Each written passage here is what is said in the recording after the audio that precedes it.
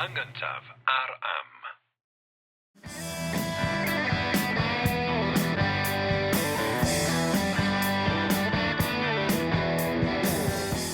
Helo, symai, Jerry Hunter dwi. A Richard Wyn Jones dwi, a da chi'n gwylio neu'n gwrando ar bodlediad yr hen iaith, podlediad lle mae yna Americanwr o Cincinnati, Ohio, yn ara bach ac yn bob yn dipyn yn addysgu Cymro o ben mynydd Ynys Môn ynglŷn â cyfoeth llenyddiaeth i iaith ei hun. Da ni ar gael drwy'r holl ffrydiau podlediadau, da ni ar gael ar YouTube, lle mae modd yn gwylio ni hefyd, a da ni ar gael yn gyntaf bob tro, Jerry. Ar am. Ar am.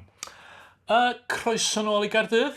Diolch yn fawr, a braf bod nôl. Da ni wedi recordio y spel, felly mae'n neis dwi'n ti. Ie, chdi hefyd.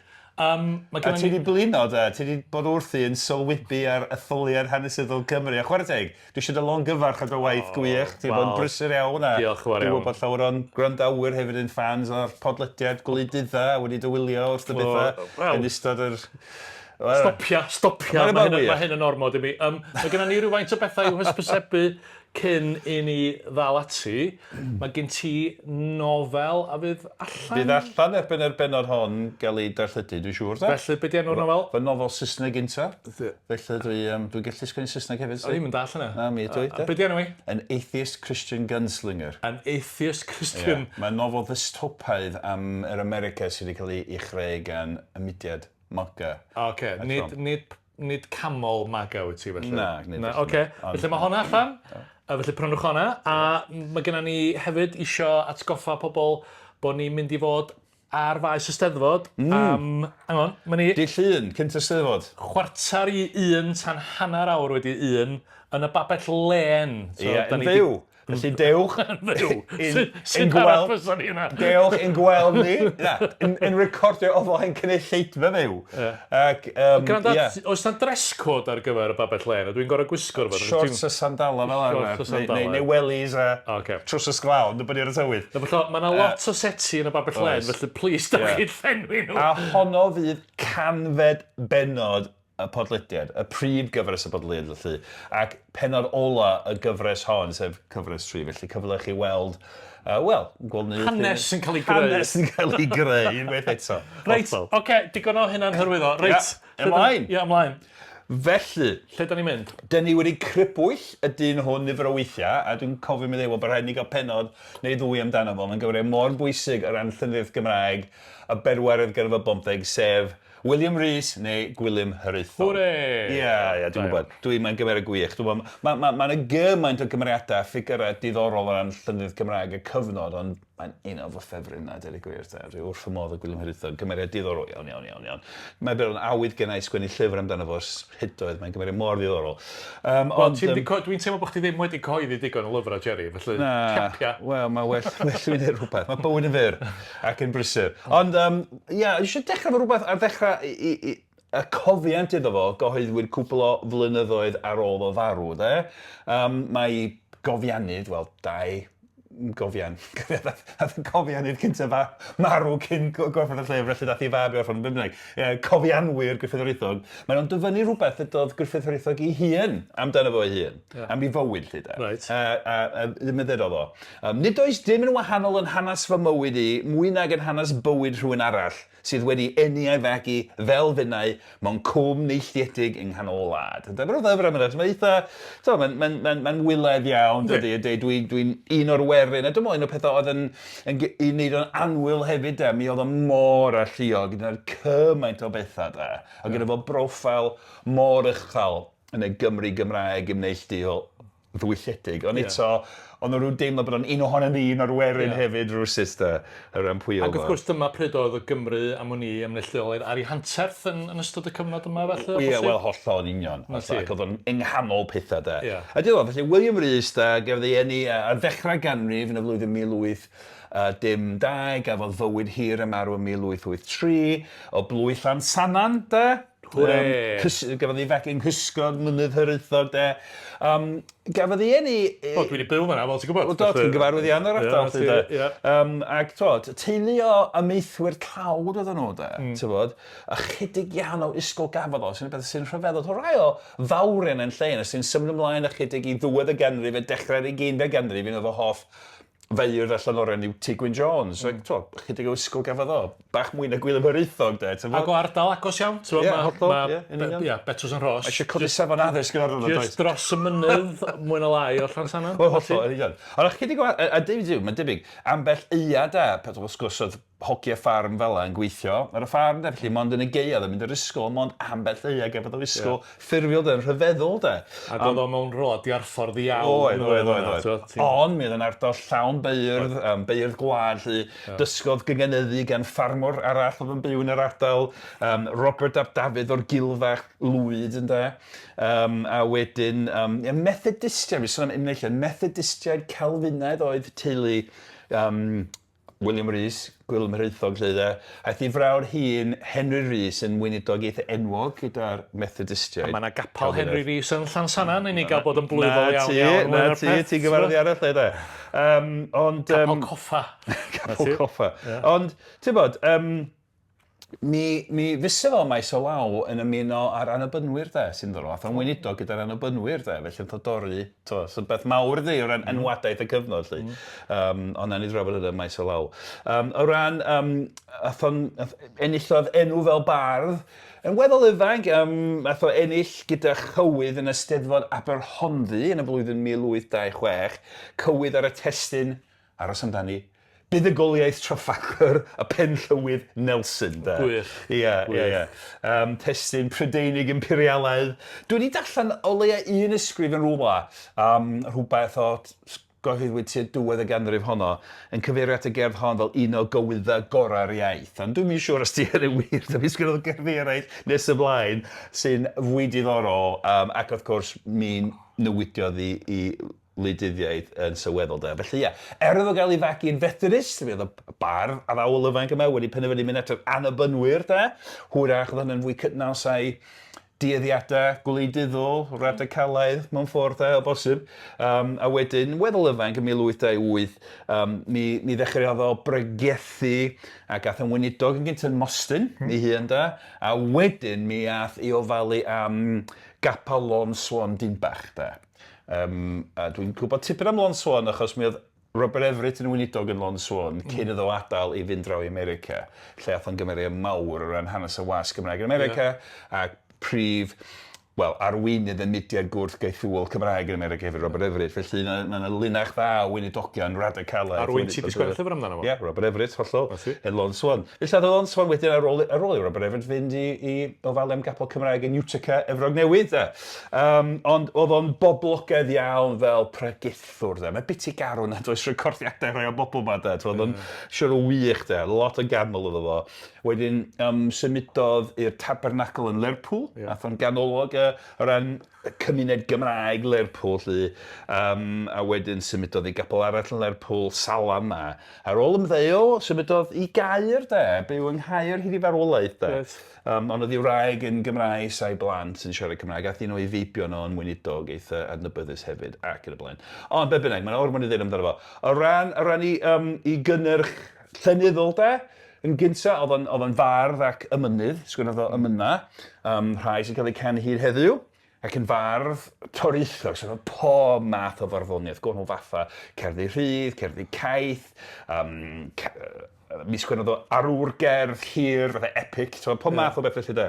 Oedd o hefyd yn awdur rhyddiaeth greadigol, o bwys deud I gwir, un o arloeswyr y nofel Gymraeg. Oedd o'n sgwennu rhyddiaeth wych, de, gallu cymeriadu a cyflwyno hiwmor a pob math o bethau felly. Ac hefyd golygydd un o arloeswyr y wasg gyfnodol Gymraeg. Dyna'r cyd-destun dwi'n gwybod. Yr amsera, falle, de, hollol, de.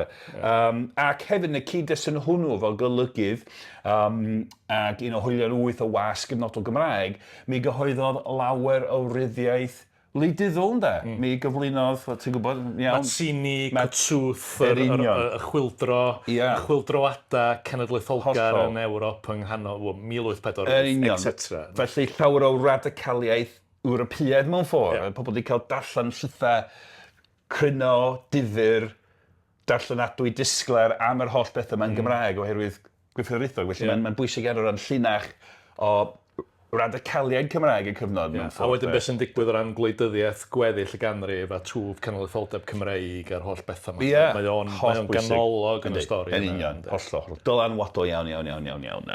Ond llwyth o faddfarnydd, mi gyhoeddwyd i gyfrol gynt y gweithio barddonol Gwilym Hiraethog yn 1955. Mae'n cynnwys yr awdl heddwch, dyn ni am ei thrafod mewn munud, nifer o bethau poblogaidd. Y manual arwr gerdd, mae'n y lyfr cyfan un gan y diweddar Tedi Milwyr, lle y ffaith bod yna rhyw awydd gan lawr o feidd Gymraeg sgwennu arwr gerddi, epics Cymraeg, ac mae'n gwestiwn i barraddol wedi llwyddo i wneud, cerddi rhydd hir. Oedd hynna oherwydd bod o'n ffasiynol yn Lloegr ar y pryd? Oedd i ryw radda, ond hefyd rhyw syniadau am ymgyrraedd lefel yr hen ddiwylliant clasurol fel yr hen roeg a hynna i gyd. A pobl jyst yn licio mynd amdani, a manual oedd ei arwr gerddo, a mae'n diddorol iawn. Y llwyth o bethau, wedyn llawer o emynau mi gyhoeddwyd llwyth o wahanol fatha o farddoniaeth gyda fo. Ond dwi eisiau dechrau gyda, o bosib i emyn enwoca, y dyfyniad cyn sy'n troi drosodd. I'r bobl sydd yn gwylio yn gwrando am y tro cyntaf, mae Jerry yn licio sticio taflen o'mlaen ni hefo dyfyniadau nad ydw i wedi gweld o'r blaen. Felly mae hwn yn her. A wedyn, ti'n gyfarwydd o'r emyn yma, dyma gariad fel y moroedd. Dyma gariad fel y moroedd. Ond mae rai fi ddeitha ti, ddari cyfaill y pod Ella Wyn Jones fy mam, fod nwrdio i'n ddiweddar.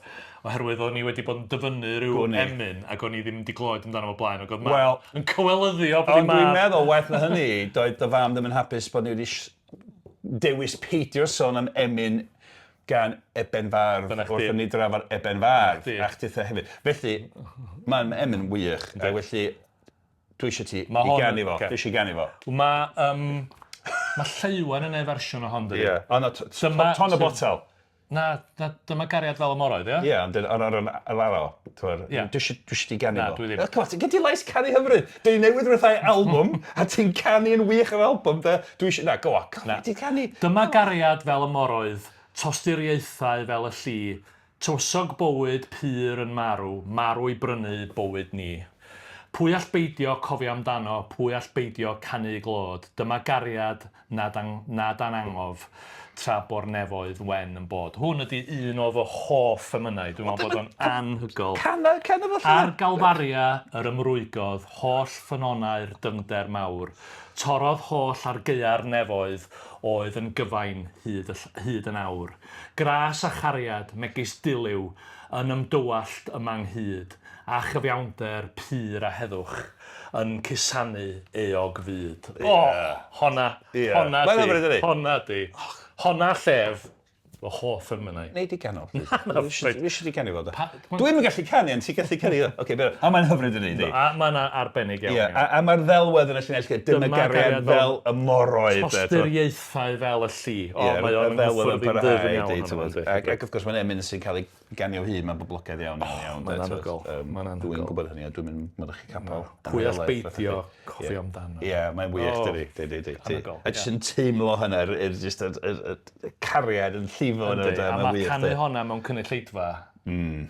Mae'r geiriau a'r delweddau mewn lliaws. Yn hygol, dydi. Mae'n wych. Mi sgwennodd o lawer iawn o'n mynd hefyd, oedd yn weithgar iawn. A dweud gwir, mi sgwennodd dipyn o rhyddiaeth grefyddol ymarferol ar gyfer yr enwad. Diwylliant y capeli, felly oedd yn weithgar iawn o ran hyrwyddo'r ymneilltuaeth yn gyffredinol mewn Salford. Ond wedyn, o ran mathau eraill o farddol, oedd hefyd yn far steddfodol, lle dyn ni wedi trafod ambell awdl ysteddfodol yn cyfnod yn barod, ond testyn cadar ysteddfod trematog, 1955, cyn bod yn ysteddfod genedlaethol, lot o steddfodau bychan o gwmpas y lle, dyn ni wedi trafod nifer ohonyn nhw'n barod. Testyn y gadar oedd heddwch, peliw at Gwilym Hiraethog, oherwydd ei ddaliadau lly. Ac nath o'n ennill, ond mi ath i awdl yn boblogaidd iawn, wedig ar ôl ei gyhoeddi ni gyfrol gyhoeddwyr rhyw 4 mlynedd wedyn. Ac mae'n diddorol yn y rhan gyntaf awdl, beth yw mae'n awdl yn rhy hir yn ei graffi'n nhw mewn Pennod. Ond y rhan gyntaf, mae'n sôn am drychyneb cwymp dyn ar y dechrau, a'r holl beth o'n nadwy ddigwyddodd, a wedyn mae ar ddechrau y narratif grisnogol slyd bach o dwtio Milton yn o bosib coll peradwy sy'n gwneud. Ac wedyn mae'r rhan 2 a rhan y nofel yn sôn am yr holl ymladd o ddyn hanes y ddynoliaeth rhwng Cain a Capel hyd ar rhyfel Napoleon yn ddiweddar, mae'n wych. A wedyn mae trydydd rhan ol yr awdl yn sôn am gobaith y bardd am heddwch. Ac mae yn y rhan honno, mae yna gywydd. Cofiwch, mae awdl yn gerdd hir sy'n wneud cyfuniad o'n hyn Mesur y Caeth. A ti'n cofio sut dwi'n hoffi disgrifio Mesur y Cywydd yn yr awdl? Mae'n cael ei ddefnyddio fel ceffyl gwedd yr awdl i gario lot o'r holl faith y narratif a'r stori ynddo, felly enghraifft o hynna. Ond mae'r cywydd hwn sy'n rhan o'r awdl heddwch gan Gwilym Hiraethog yn boblogaidd. Wedi bod yn boblogaidd iawn, mae wedi cael ei ganoneiddio fel cerdd, mae yn melodegedd rhy dychan o farddoniaeth Gymraeg. Ond felly dwi eisiau darllen yr awdl, tamad yr awdl, tamad o'r cywydd yma lle. Ac y gof ydio, a mae'n cyflwyno delwedd weledol wych. Dwi'n gweld gof yn ei efal yn gweithio, a mae gen i fo hen gleddyf, a mae'n gweithio ar yr hen gleddyf yma da. Chwythu dan chwibanu, ei fyw don wna y gof du. Un llaw fe gina a'r llall faluria'r glo fel arall. Wedi trefnu, taclu'r tân, a'r bwynt allor ei bentan, yn hydd mewn hen gleddyf glas, luniau lawer galanas. Gafeila y gof eilwaith, chweru ag ef cyn dechrau'r gwaith. Rhed ei fawd ar hyd ei fin, dewrfodd i brofi dirfyn. Ffigiau'r gŵr yn filwr fod, neu yn hen gadben hynod, a reithia bygythian gas, i'w elynion a lanas. So i weld y gof yn trin yr hen gleddyf, ac wrth drin y cleddyf, mae'n cymryd y cleddyf, mae'n dechrau hogyn i'r chwarae, cocio bod yn filwr ac yn y blaen, ac yn ymhyfrydu mewn ffordd yr holl beth y milwrol. A wedyn, dwi'n gadael tipyn allan, mae'n ddarn hir, a wedyn... E dan allan o dan dig, ei ffwrn dan ffrion ffyrnig, yr hen gledd mawr iawn ei glod, yn y maes mewn ymosod, a dwg ef yr adeg hon yn winias ar ei einion, ac mewn hwyl ar morthwyl mawr, esgyd a nerth grymusgawr, fe'i cura nesa yn swch, gowrain ei gwasanaeth garwch, i aru'r ddeiar i raidd, a thyd o hon wenith a haidd. Felly, y pen draw, mae'n curo'r hen gleddyf a'i droi'n swch ar gyfer arad. Er mwyn aredig. Creu. Er mwyn plannu. Felly mae'n chwarae fyny, ar y dechrau dyn ni weld o'n chwarae efo'r cleddyf ac yn coco i fo'n filwr ac yn gadfridog yn arreithio fan y byddyn. Wedyn mae'n rhoi yn tan eto. A mae'n gwneud swch er mwyn redig a tyfu planhigio. Gan greu rhyw, stori Gymraeg gofiadwy allan o adnod Beiblaidd yn Zeia 24, hwy a giraint i cleddyfan sycha. Y ffordd Beiblaidd o ddisgrifio dwywaith rhyfel mewn ffordd. Felly mae'n enghreifftiw hynna. Mae'n wych dydi, mae'n dda'n bach. Hyfryd. Wych, a mae'r delweddau'n, ei ffwrn dan ffrion ffyrnig. Mae'n lot iawn, mae'n hyfryd dydi. A dyn sy'n amlwg wedi treulio amser mewn gofaint de. Hollol, gofaint. Mae'n gwybod yn union beth sy'n digwydd, mae'n ffantastig. A ti'n gallu weld o de. Ac mewn hwyl ar morthwyl mawr, esgyd a nerth grymusgawr. Wych dydi. A mae'n narratif, mae'r stori yn llifo dydi. A fel ddys i da, mi gyfansoddodd arwr gerdd mawr Emmanuel de. Mi gyhoeddwyd mewn 2 gyfrol, mae'n gerdd môr hir, a'r brofo iawn, diddorol iawn o ran hynna. A dim llawer o ddarllen yn ni heddiw. Ond felly, oedd o'n fardd pwysig, mae'n fardd pwysig de, am sawl reswm. Ond hefyd wrth gwrs fel ti'n gwybod yn iawn, mi oedd o'n bwysig iawn o ran hanes y wasg Gymraeg de. Fo gychwynodd yr amserau yn Lerpwl yn y flwyddyn 1843, fodd golygydd yr amserau hyd at 1852. Dyma'r papur newydd Cymraeg cyntaf i lwyddodd, na gylchgrona ambell i fusolyn wrth i estalwm, dyn ni wedi trafod yn y blaen, ond dyma'r papur newydd Cymraeg cyntaf, pwysig iawn.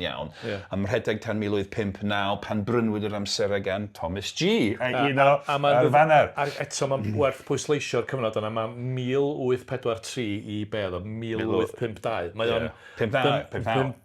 Ia, ond mae o'n golygu tan... oedd o'n hyd. 9 mlynedd. Ganol y ganrif. A dyna'r cyfnod y chwyldroadau mawr yn Ewrop.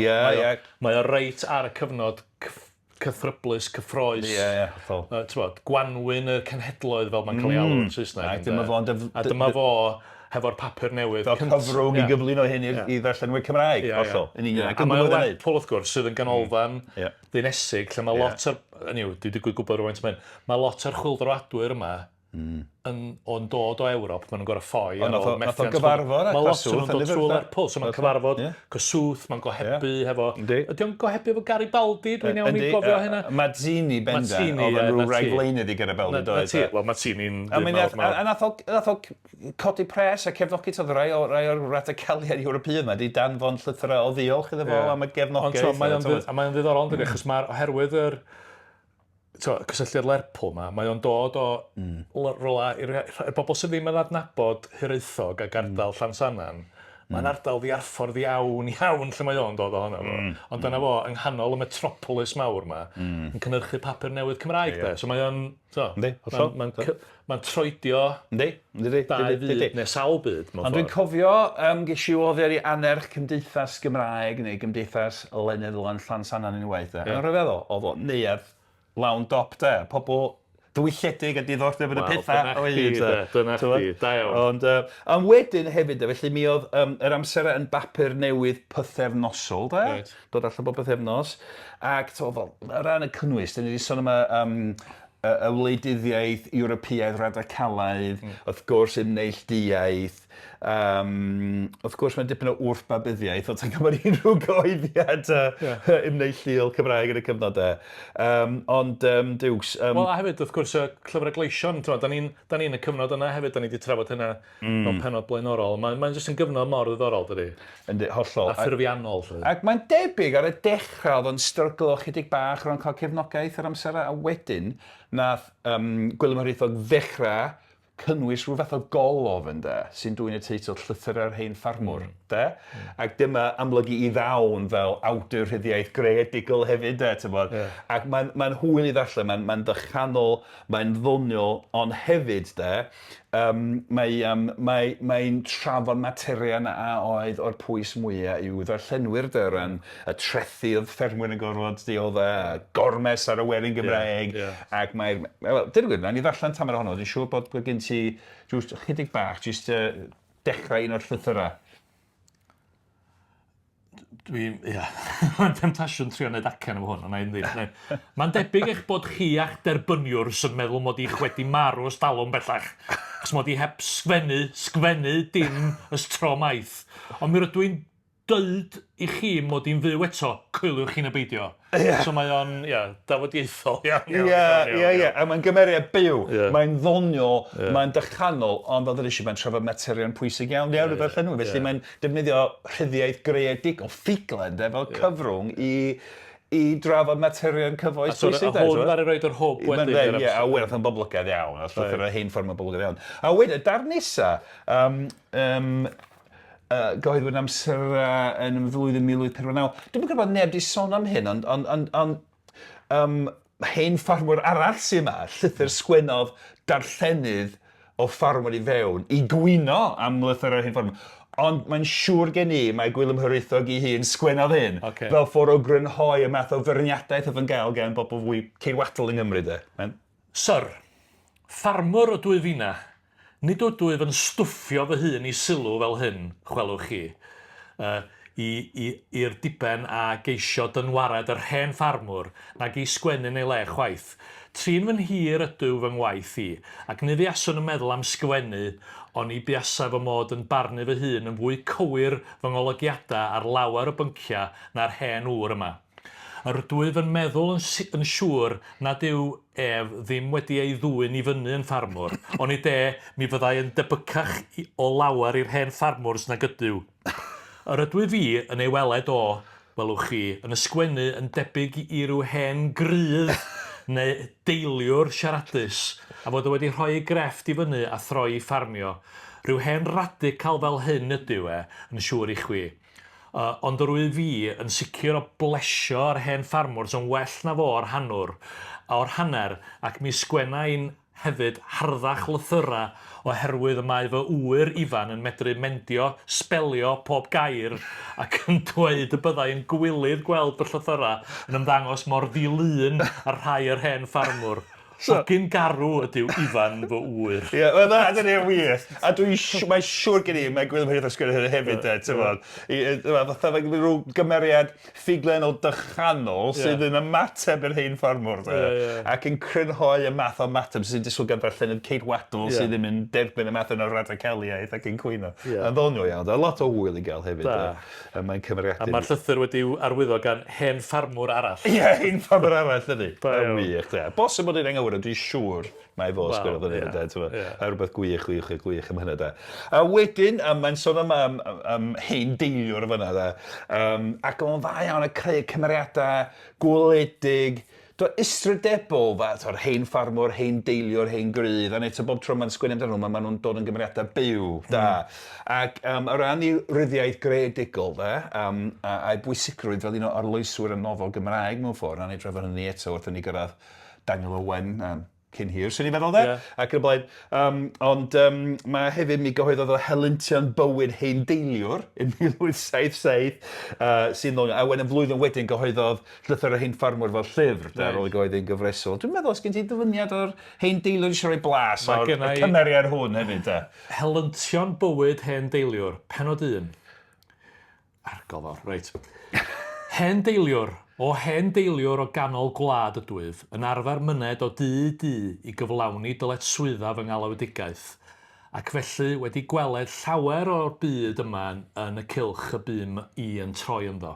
Mae gan deiliwr yn y wlad fwy o fantais wybod dirgelion cymdeithas nag un crefftwr arall. Mae'r gof yn gwneud ei waith ef ar aelwyd ei efail ei hun gartref. A dyna y saer ynta, ei fod yn myned o gwmpas o dŷ fel y teiliwr, allan o'r tŷ y mae o'n gwneud ei waith. Ond yma'r teiliwr gyda'r teulu i mewn yn gymdeithas y gwragedd a'r merched, yn gweled pob smic ac yn clywed pob gair y ddywedir. Ac fe ddylai fod dipyn o ffilosoffer golew yn hanes y natur ddynol yn ôl y manteision a rydd ei alwedigaeth iddo. Ie, wych dydi. A ti'n gwybod, mae'n gogleisio dydi, mae'n codi awyd darllenwyr trwy dweud, mae'n lot o glecs yma. Mae teiliwr yn mynd i fewn i'r cartre, mae'n gwrando ar y bobl yn sgwrsio. A rhywbeth o felly, ti'n bod. A fel dda eisiau, mae'n cymryd cymeriadau cyffredin, oedd yn mhob cymdeithas yng Nghymru a mae'n creu cymeriadau byw doniol difyr Ond beth sy'n ddorol, mae sgwennu hwn yn Lerpwl, ynddi? Mae'n edrych yn ôl i Gymru o gymdeithas ddinesig, gyfoethog, sophistigedig. Ond hefyd wrth gwrs, yn ei gapel yn Lerpwl, gyda fe lot o bobl wedi mito o'r ardal oedd hynny hefyd. Fel rhaid dweud y Lerpwl oedd prif ddinas Gogledd Cymru. Wel, ie. Wel, gafodd y dad i feg yn Lerpwl, do? Do, Cymro Lerpwl yn had, ie. Yn diddorol, de. Ie, be wir. Ac beth sy'n diddorol, na ni drafod hyn eto, ond mae'r rhyddiaeth greadigol Gymraeg yma, wrth gwrs, yn rhyddiaeth angrefyddol ar y cyfa. Weithiau maen nhw'n trafod crefydd yn mynd ymosod ar gwahanol bethau, ond ar y cyfa, di o ddim yn sgwennu pethau diwyddol, ti'n mae'n rhyddiaeth sy'n trafod materion cyfoes, ond mae hefyd yn adloni, Mae'n bwysig. So nid moes wersi'n unig. Nid moes wersi'n hollol, Adloni at ydy'r hefyd, bod yna drafodaeth, bod yna sylwebaeth gymdeithasol ac yn y blaen. Mae'n bwysig, mi welwn ni mewn pennod neu ddwy neu dair, de, bod mi oedd yna wrthwynebiad i'r nofel yn Gymraeg, de. So pobl pregethwyr, wedig y Methodistiaid Calfinaidd yn deud, na ddylech chi ddarllen nofela. Mae'n bechadurus, de. Felly mae'n beth eitha beithgar ar un wedd yn defnyddio rhyddiaeth fel yna, a mae'n wych. A wedi fod yn bod, mi gyhoeddodd, a dwi'n mynd i cynnwys dyfyniad, a ti'n gyfarwydd o'r peth yma, mi gyhoeddodd o lawer o bethau am wleidyddiaeth radicalaidd Ewrop, Mazzini, Garibaldi, Kossuth ac yn y blaen. Gyda'r nodyn yma, gyfodd y gyfle i gyfarfod y Mazzini hefyd, de, ti'n bod? Os ydych chi'n gyfarfod y hanes, wrth gwrs, yr ymgyrch i uno'r Eidal, de, a creu, wel, yr Eidal fel gwlad, ond hefyd cenedlaetholdeb Eidaleg modern hefyd, ti'n bod? Ia, ti'n bod, y mudiad Eidal ifanc, a wedyn mae gen ti Hwngari ifanc, a mae Werddon ifanc, a Thomas Davies yr rhain o Werddon. So mae'r cyfnod yna mor ffurfiol. Yn union, yn hollol, de. Ac oedd y ddau, oedd yn gohebu am Mazzini, de, ti'n bod? A dath dyrpwiaeth yr holl ffordd o Hwngari i Lerpwl i ddiolch i Gwilym Hiraethog am ei gefnogaeth, de, sy'n awgrymu fod wedi codi tipyn o bres hefyd, dwi'n siŵr, de, ond mae'n ddiddorol, de, ti'n bod. A hefyd, fel nifer o weinidogion Cymraeg ymneilltu o radicalaidd oedd yn ymgyrchu yn frwd yn erbyn caethwasiaeth yn America. Fel i rhaid flynydd yng Nghapel Lôn Swan Ddinbych Robert Everett, dath yn ddyn mawr o ran yr ymgyrch am caethwasiaeth fel ni'n barod, lle. Ond mi oedd o'n cyhoeddi pethau am gaethwasiaeth. Dyn ni wedi trafod gwasg gyfnodol Gymraeg America yn barod, oedd yna wasg Gymraeg fywiog yn America ebyn hyn, ac mi oedd rhai o bethau Gruffydd Hiraethog am geithwasiaeth yn cael ei gyhoeddi yn America. Gyhoeddodd hi'n gerdd cyfres o nglynion yn dwy'n y teitl Fflangell Gruffydd Hiraethog i America yn dweud, dych chi'n ofnadwy achos dych chi'n byw mewn gwlad sy'n gadael y pechod barhau yn de, ac mae'n defnyddio i ddal fel bardd i fflangellu Cymru America, de, am beidio neu mwy amdano fo. Wedyn, mi gyhoeddwyr ateb rhyw fardd Cymraeg Americanaidd yn ateb Gruffydd Hiraethog, rhyw ymryson traws-Atlantig am gaethwasiad. Nid bod bardd Cymraeg American am ddiffyn caethwasiad, wlwch, dyn ni'n trio'n gorau ac yn y blaen, so bethau felly. Felly oedd o'n ymwneud â hynna. Ac mae un peth mawr nath o, sy'n mor ddiddorol, sef mi nath gyhoeddi cyfieithiad Cymraeg, wel, addasiad Cymraeg, o nofel Saesneg Americanaidd hynod dylanwadol Uncle Tom's Cabin yn Hebrew Store. A mae'r llyfr hwnnw, Aelwyd fe Ewyth Robert, mor ddiddorol. Dwi'n bod rhaid ni aros tan y benod nesaf. Achos mae'n lot i ddyn amdani. Reit, wel, mae hwnna, da ni'n gorffen hwnna, lle, Jerry, reit. So, Gruffydd Hiraethog, gwych, dwi'n mor falch bod ni'n cael mynd i fewn. A fel ydy, mae gyfle i, un dyn, mae gyfle i ddysgu lot am farddoniaeth Gymraeg. Y farddoniaeth Gymraeg oran cyfnod mewn ffordd, achos mae lot o farddoniaeth bedwaredd gan y bymtheg yn gallu mynd yn istradebol, yn or-grefyddol, yn feichus o grefyddol, ac yn or-sentimental yn y gyda. Ond o ran i amynau gorau fel dyma gariad fel y moroedd, i rhai o'i gerddi caeth, hwyliog, ond difyr, ti'n bod. Ac i waith fel golygydd yr amserau, ti'n bod. Ac yn defnyddio rhyddiaeth Gymraeg mewn ffyrdd newydd, felly mae yna lot i ddysgu am lenydd. Hynny yw, Tysyrwyr gyda dewis un cymeriad i drafod, wel, uchafbwyntiau llenyddol Cymraeg y ganrif fo fysa fo, dwi'n meddwl. Gwych, felly gawn ni ddod nôl at fo yn y benod nesaf. Diolch ti, Jerry. Diddorol a difyr iawn. Diolch i Richard Martin, sy'n recordio ac yn dewiniaethu ac yn ei siŵr bod chi'n gallu gwrando ar hyn. Mae Jerry yn darparu talfyriad Saesneg da iawn a phoblogaidd iawn o'r stwff yma ar nation.cymru. Anwch chi i ddarllen hynny. Da ni'n disgwyl am bilionydd Disgwyl yn ofar. Bilionydd i ariannu cyhoeddi'r stwff mae gyd yn Gymraeg rhyw dro. Da ni'n gwerthfawrogi fawr os da chi'n deud wrth bobl am fodolaeth y pod, achos does gennym ni ddim ffordd o wneud o yn hunin. A gewch chi ddeithio nhw bod na 89 bellach o benodau ar gael yn y brif gyfres a mwy ar ben hynny hefyd. Da ni'n stopio. Mae'n un llyfeiriant. Da ni ar gael drwy'r holl ffrydiau podlediadau, da ni ar gael ar YouTube, a da ni ar gael ar am. Oes rhywbeth arall, Jerry? Cofiwch, os ydych chi'n steddfod genedlaethol sy'n benfro, dewch i babell le yn ddillu yn gweld ni yn recordio'r ganfed benod. Reit, dyna fo. Hwyl am y tro. Hwyl fawr. Dyma gariad. Bydd hwnna yn consider yn y byd. Bydd.